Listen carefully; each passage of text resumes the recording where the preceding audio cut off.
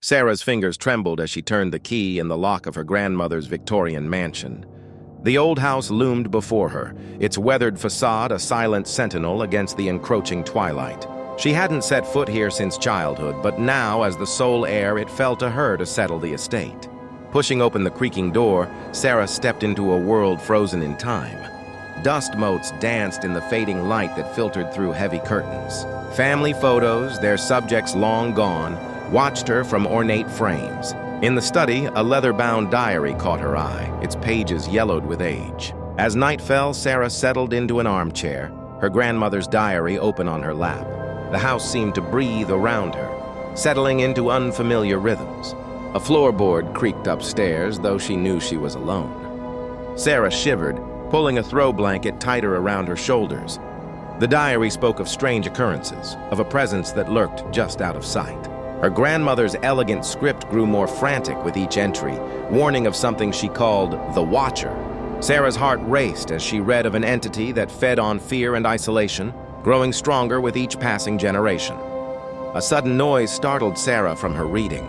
She looked up, certain she'd seen a shadow flit across the far wall.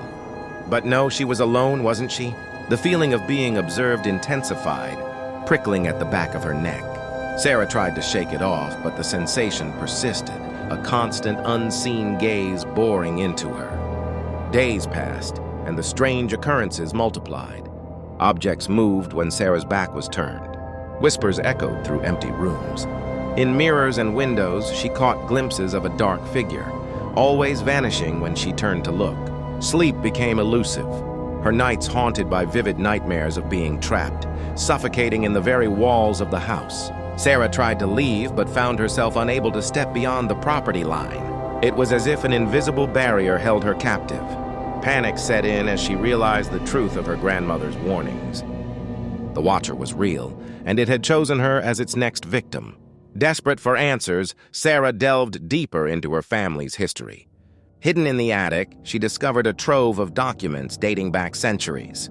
A terrible pattern emerged. Every generation, a woman in her family had been drawn to this house, never to leave again. The truth hit Sarah like a physical blow.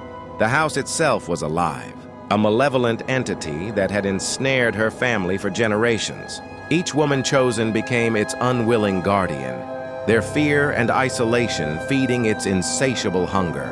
As the realization dawned, the house seemed to come alive around her.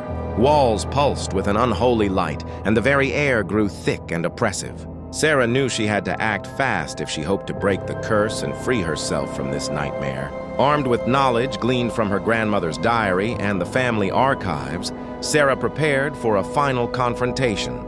She gathered salt, iron filings, and other items of power mentioned in the oldest texts. As night fell, she stood in the center of the grand foyer, surrounded by a circle of protection.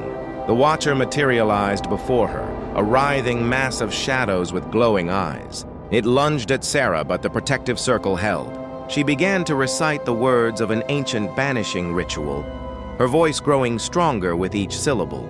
The house shook violently, picture frames crashing to the floor. The Watcher howled, a sound of pure malevolence that chilled Sarah to her core. But she pressed on, drawing on the strength of generations of women who had come before her. In a final cataclysmic moment, the ritual reached its crescendo. A blinding light erupted from Sarah, engulfing the Watcher and spreading throughout the house. The walls groaned and buckled as if in pain. And then, silence. Sarah found herself standing in the rubble of what had once been her grandmother's Victorian mansion. The oppressive presence was gone, the curse finally broken. As dawn broke over the horizon, Sarah took her first free steps away from the property, leaving behind the shattered remains of a centuries-old evil. She walked towards her car, keys in hand, ready to start a new chapter.